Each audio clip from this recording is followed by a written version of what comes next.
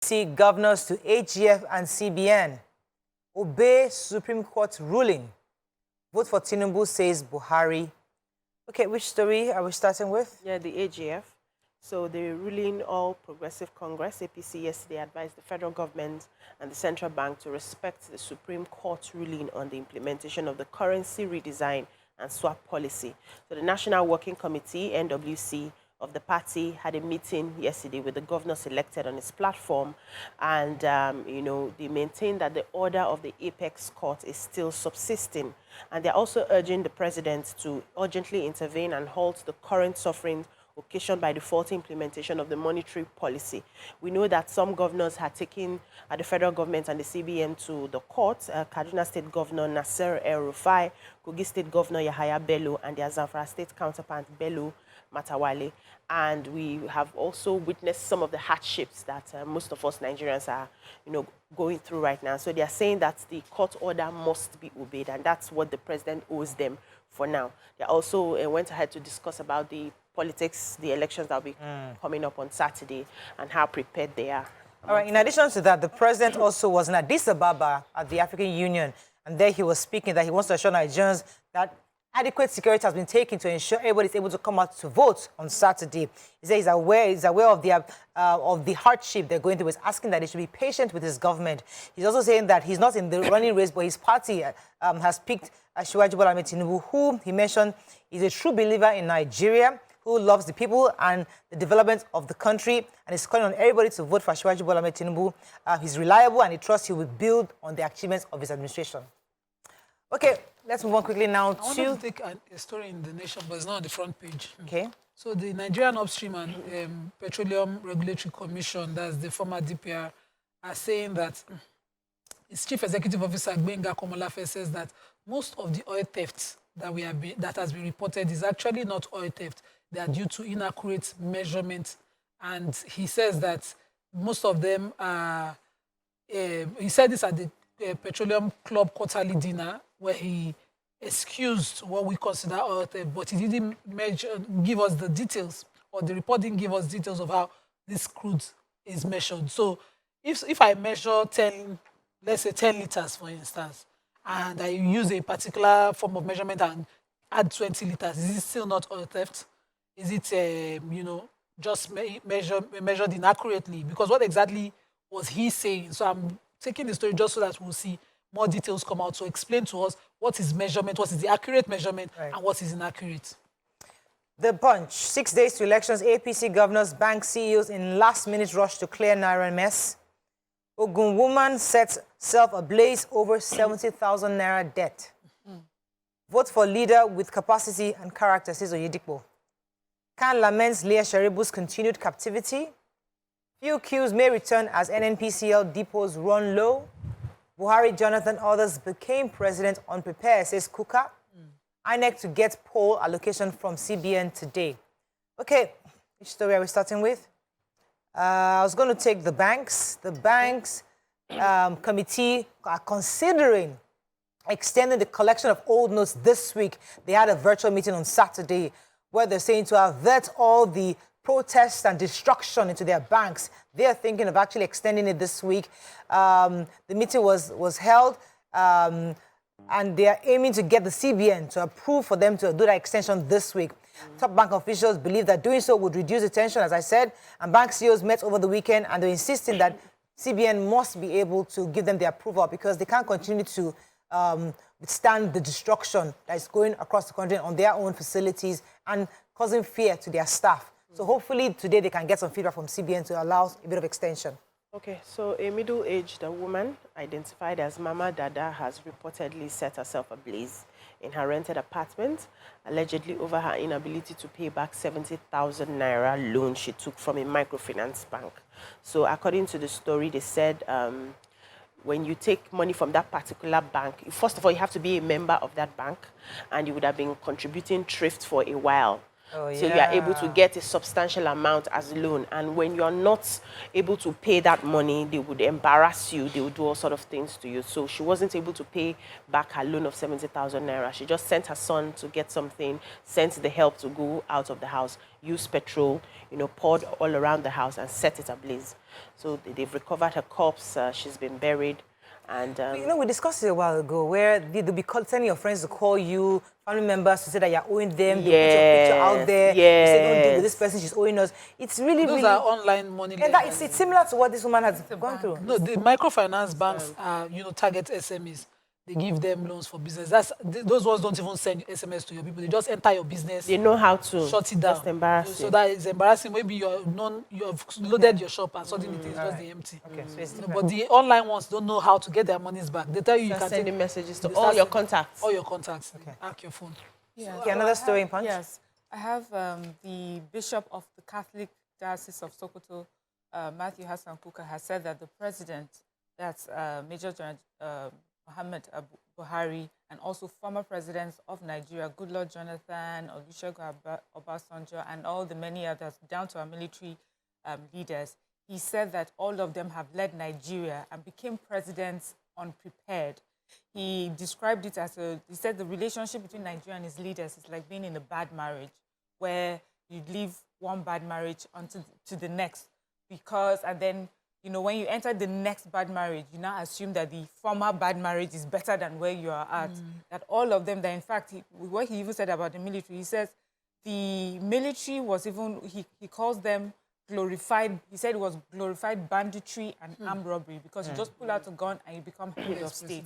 So he says our problem is not to get into another bad marriage, but to look at the reasons why, the previous marriages went bad, just the reasons why previous leaders are not doing well for Nigeria, and make sure that going forward, we pick a better marriage, pick someone who is prepared to do the job. Right. Okay, so NNPC says that fuel queues may return as NNPCL depots run low. So the Punch quoted the chairman of IPMAN, Satellite Depot, Akinriade, and he said that they were able to load products on Wednesday, Thursday, and Friday, but were not able to load on Saturday because the NNPC depot did not have products. And they are the mother one who give products to the smaller depots. And they said that they are afraid that if this persists, we might just return to where we are coming from. But if NNPC is able to do something this week, that we will not have that situation. I hope we'll be able to do something. All right. Naira swap. APC urges federal government and CBN to obey Supreme Court order. 6 Buharis intervention. No president in Nigeria history had become prepared, says Kuka. Insecurity. Ondo monarchs raise alarm over influx of attacks by herdsmen. Polls. Don't fail Nigerians. NG urges INEC and security agencies. Presidential poll. Tinubu Shetima's agenda for women and children, Senator Tinubu. And how we got here, the parties, the Electoral Act, and the judiciary. That's an editorial. Which story are we starting with in Vanguard? Okay, so ahead of the presidential election, the wife of the presidential candidate of APC, Senator Oluremi Tinubu, was in Kano State. She was received, they say, by APC women leaders. And when she arrived Kano State, she paid a courtesy visit to the Emir of Kano, and she unveiled the plans and the agenda of the APC, which includes education, health, agriculture, security, commerce, and entrepreneurship training for women. And in his remarks, that the Emir of Kano commended Mrs. Tinubu for the visit and noted that he remains an advocate of women inclusion in politics. He says women play a major positive role in politics. Their involvement in politics will better the development of the nation. So she was there primarily for a town hall meeting, which she had, and during the meeting, she said that the Tinubu-Shetima administration will ensure free, compulsory basic education for all Nigerian children, adding that they will come up with incentives that will persuade the girl child to remain in school. Right. And the wife of the Kano State governor, the First Lady, Professor Ganduje, described Tinubu's town hall meeting as a historic one for the people of Kano State.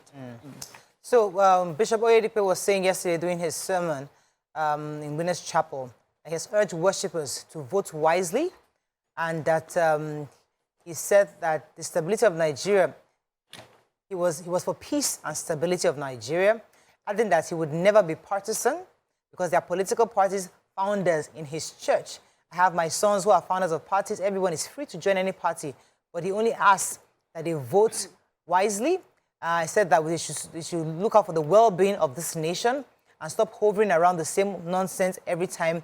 We should ensure that we do not need to be a billionaire to be a president. You just need capacity, character, and willingness to serve. So that was just admonishing everybody concerning next weekend elections. Yeah, so Akure monarchs in Ondo State this weekend decried the influx of herdsmen and the spikes and attack on farmers. There's a lot of kidnapping, rape, and destruction of farmlands. So they lamented these attacks, said that it usually leaves massive destruction of lives, property, arson, rape of married women, teenagers, underage, kidnapping and murder, amongst others. So they wrote a letter, Save Our Soul message to the state governor, Rotimi Akeredolu, and they were the councils from Osek Council area of the state. And they said there's a lot of dangerous implication, especially with food insecurity. One of the things they also wrote in their communique said that farmers who are supposed to mobilize for the new farming season have been driven from farms by heavily armed miscreants who have been mobilizing themselves in that area on a daily basis. And so they are asking that the governor should do a lot more. So they first of all applauded him for what Amoteku is doing in that area, and also asking that they need to do more, or else it will affect not just the food security of the state, but the country at large. Nigerian Tribune, APC National Working Committee, governors ask Malami to prevail on CBN. Article to Nigerians. In video message, Buhari urges more patience on Naira redesign, canvasses vote for Tinubu. Election Tech Group falls Osun Tribunal judgment validates BVAS reliability. NNPC moves to improve national attractiveness. FDI engages diplomatic community. Elections don't disappoint Nigerians. NGE urges INEC, security agencies, and others. And Nigerian banks unprepared for cashless economy, says NESHG. Okay, any story in Tribune? The Nigerian Economic Summit Group, NESG, has said that the failure of the deposit money banks to meet growing demands for cash implies that the banking system is unprepared for the cashless economy.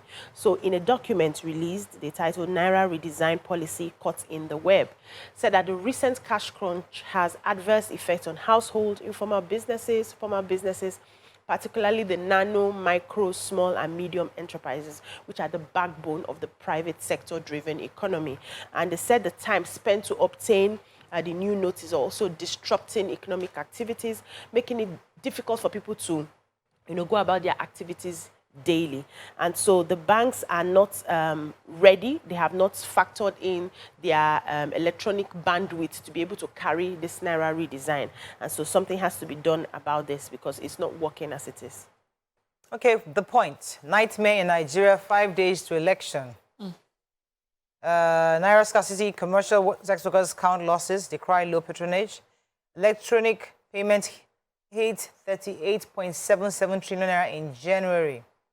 A multi-million naira scandal rocks National Teachers Institute, as recommended cyber cafe operator swindles over 420 students. Okay. That's the multi-million naira scandal.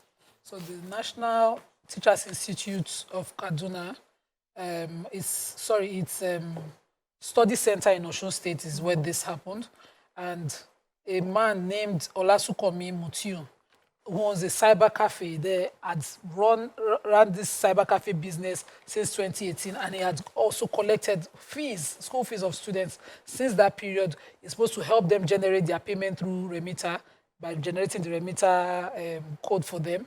And the school just found out that all the codes he's generated since 2018 were cloned, and that all the students are owing the school. So what did the school do on Thursday, January 26th? They sent out students from the exam halls, all the students who had so far been paying to him, saying that until their school's fees are paid, they will not sit for exams.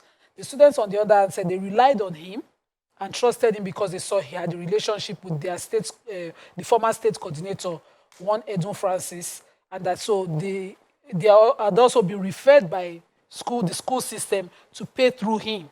Now they've given him their monies, he gave them codes, but they found out to the tune of 20 million naira, monies have been siphoned. And they said the school investigated this and went for the students instead of going for the man.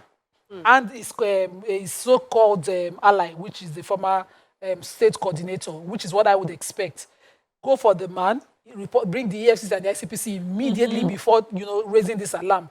But the point was able to get the story because students have reached out to the state, to the State's Ministry of Education. They've tried to make reports. They went to see the permanent secretary. Nothing was done for them. The students are the ones now clamoring that how do we raise another set of fees to clear out these years of fees from 2018 to 2023? It's a lot. And in fact, I'm very disappointed in the National Teachers Institute for this. I hope that they get this man as fast as possible. I found that response quite insensitive, where they say that even though they've seen him with people who were part of this institute, that should not have been enough for them to trust him. How, The way he works in I think Nigeria that's how we work. Even at the NIMC here in Alausa, I'm saying it because I had to do it. You come in, they will not print anything for you. I lost the card. I don't know how I did. And I wanted another one done. I went there, I waited. They sent me outside to meet one guy to generate remitter for me to go to the bank. I was like, what is all this wahala? Why is it? But Nigerian systems work like that. Somebody will refer you to someone. So if the guy had given me a fake system, you now ask me again to go and repay.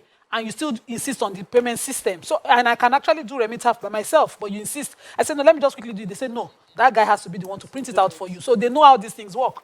They should quickly go and get the people involved. All right, we have to wrap up the paper review, but I was going to just get to this because I'll read it later. But Fashola disagrees with Keyamo, saying that president's action, not contempt of Supreme Court. I would have loved to read that article. I would have loved to. All right, that's all we can take on front page review.